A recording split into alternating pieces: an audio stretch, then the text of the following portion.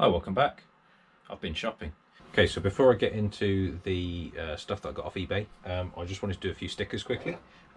So first one is Garden Tractor Boy. You're probably mostly aware of him. He sent me 2 stickers and I like both of them, so they're both going to go up on the board. Obviously, if you don't know, he likes the garden tractor. And does a number of videos about those, but he also does tool reviews and stuff. We recently did a review about Thor hammers, which I've got one of, and they're very nice. It's a copper and rawhide mallet for whacking things with, and he did a really good job. Well researched, and really, good bit of effort's gone into making the videos. Really well done. Much more effort than I put in. He's probably got more time than me, to be fair. So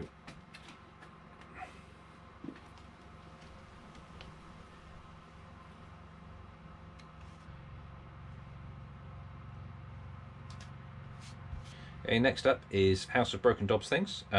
This is Dan, he's in America. He fixes broken stuff and messes about with machines like the rest of us. Interesting channel. He's got quite a few videos now, and he's similar level of subscribers to me, so we're sort of in the same boat at the moment. So if you haven't looked at his channel yet, go check that out.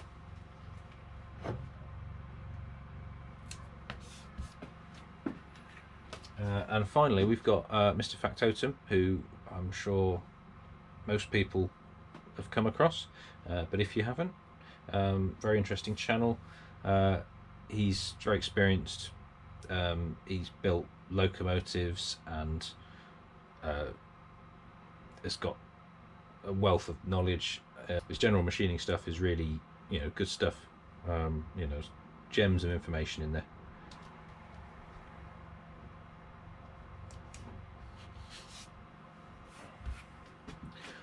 Obviously my stickers are available. If anyone wants a sticker, just let me know. I can get one in the post to you. Obviously I've got quite a lot of space to fill, so I'll be getting in touch with a few people for some more stickers at some stage. But yeah, starting to look good. A little while ago, you might have seen it, I did a video on this little set of cheap reamers from Amazon. And very shortly afterwards, I bid on this whole lot of reamers off eBay, and won them for 20, I think it was about 25, 26 pounds, including the post, all in, which is amazing really, considering the amount of metal that's there. And I'm really pleased. I've got a lot of sensible sizes. I mean, I haven't got a complete set by any means, but it's a good starting point. I'm going to have to take a leaf out of John's Workshop's book. He recently did a video on making sort of lathe tool slash taper tooling rack to go above his lathe.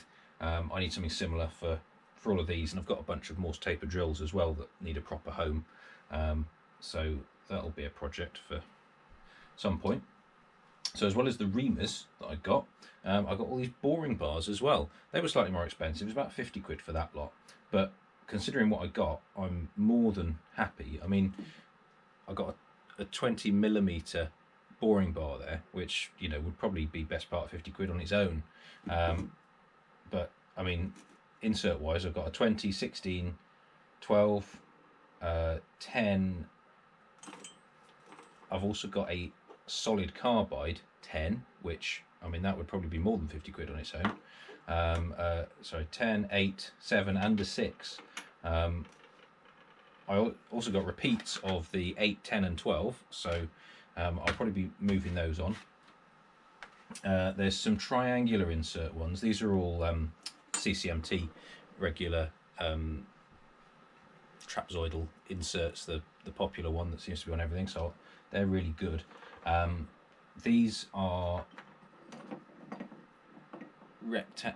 triangular inserts. I think they're TPANs, something like that. This one is another sort of triangular insert. I'm not quite sure what the designation for that one is, but that's another nice lump, another 16 there. That was a 12 and that must be 10, yeah. Insert boring bars. I've also got a couple of these high-speed steel ones. So you've got the square sleeve and a double end, so it's got an angle and a straight, so you can do internal grooving. So there's a 10 and a 12 or something there, or a 3/8 and a ½ inch probably, because some of these are imperial. There's a couple of brazed ones, and a couple of what I imagine is probably carbon steel boring bars. And so some of these I'm going to keep, some of them I'm going to move on. So I'm probably going to put the bits that I don't want on eBay. I'll put up a community post when it's done. If there's anything you particularly want, I'm not going to do it right away. It's probably going to be a week or two before I get around to doing it. But if I just go through the bits that I'm going to get rid of, then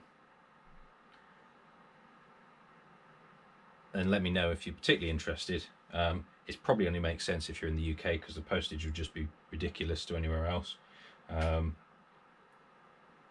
So, as I said, I've got repeats of the 8, 10 and 12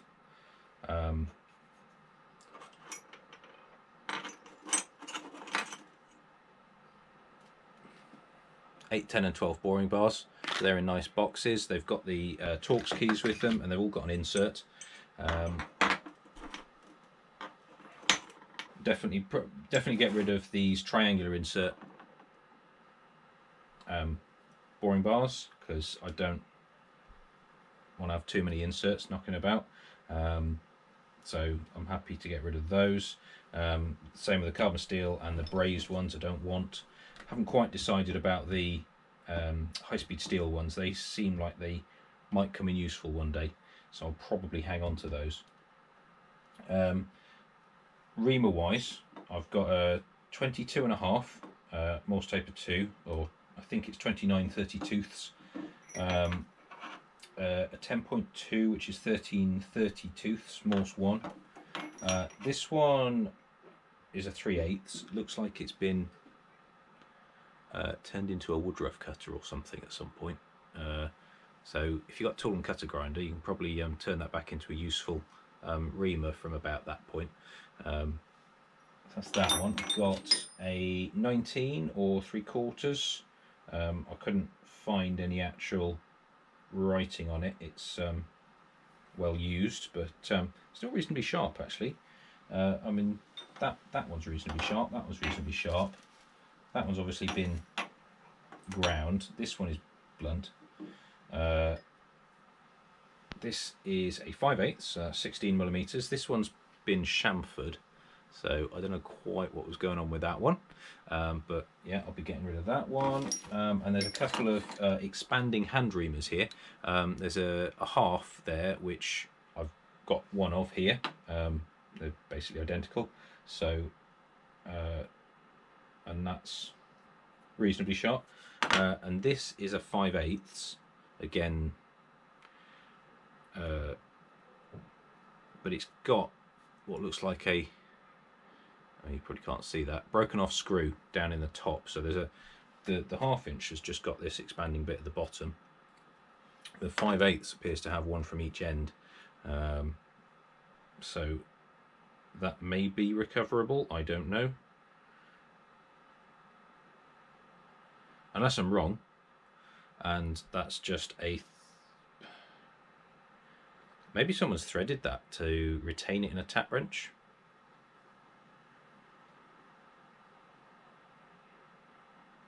Because I can see an expander in here, but I can't see one up this end. So maybe I'm wrong about that. Maybe that is just a tapped hole. It is a bit wonky.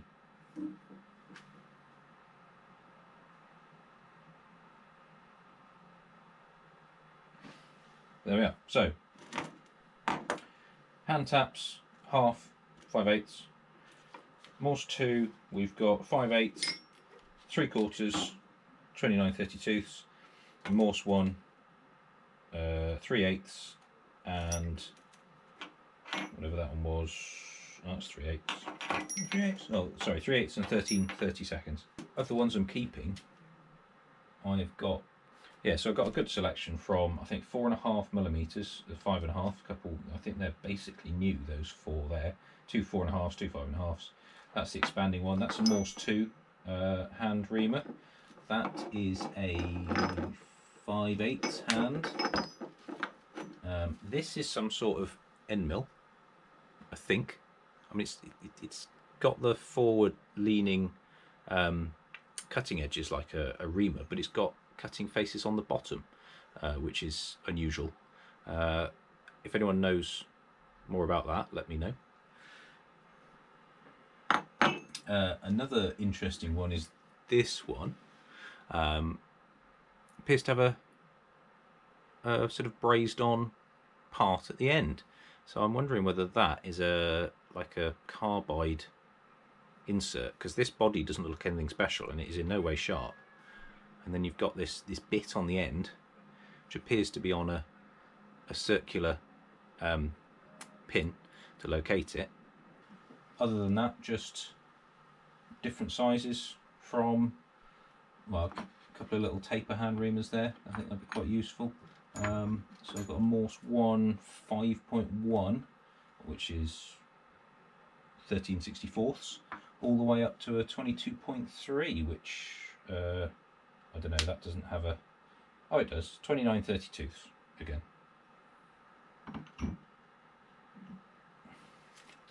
So there we are. Oh, and a couple of 1 to 2 sleeves, which are useful. Right, I've also bought a couple of bits from Arc Eurotrade. So I bought this shortly after I got the lathe, actually. Glan's insert boring bar. That was from Kronos UK, and I've done a lot of should we say learning with it. It's now, this side is so worn that it doesn't hold an insert at all, it just wobbles around, and this side is quite definitely bent, so I bought a new one, this time from Arc Eurotrade. Came with a ejection tool, as they call it, but it looks like a flat blade screwdriver with a crank on it, and yeah, I mean, it's just a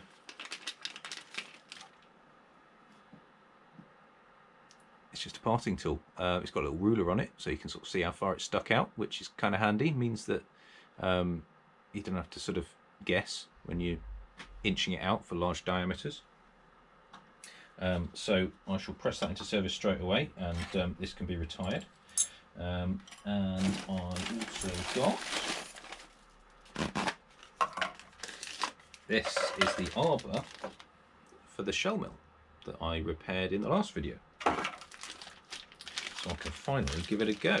So just to finish off this video, I expect we'll do that, because I've got something to mill.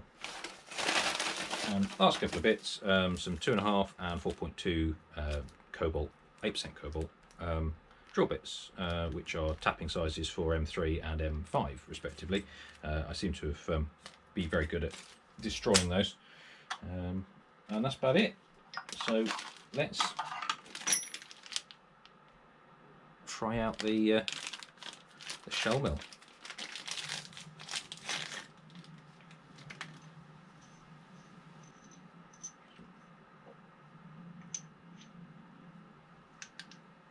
Oh, that's a really snug fit.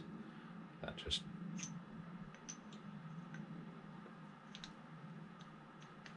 yeah, pleased with that. Do that up.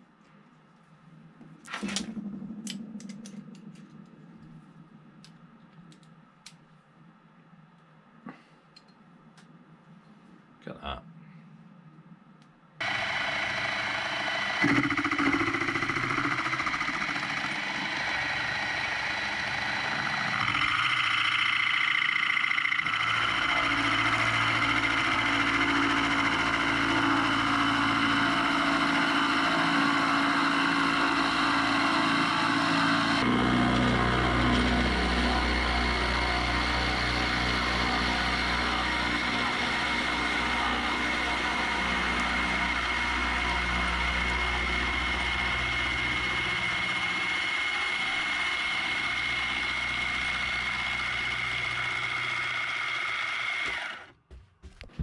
So I'm really pleased with that. That is absolutely destroying that material.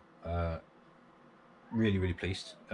If you watched the video where I repaired this head, I found that I had a bit of a rock, so some of the inserts were a different height to the others, and I think there was about 100 microns difference I measured. I don't think I showed all the measurement that I did.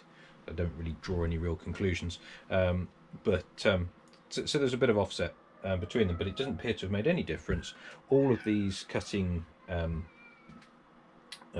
inserts have got aluminium buildup on them from the cast aluminium, so they're all cutting, they're all doing something. I mean, you saw the way I was winding that hand wheel.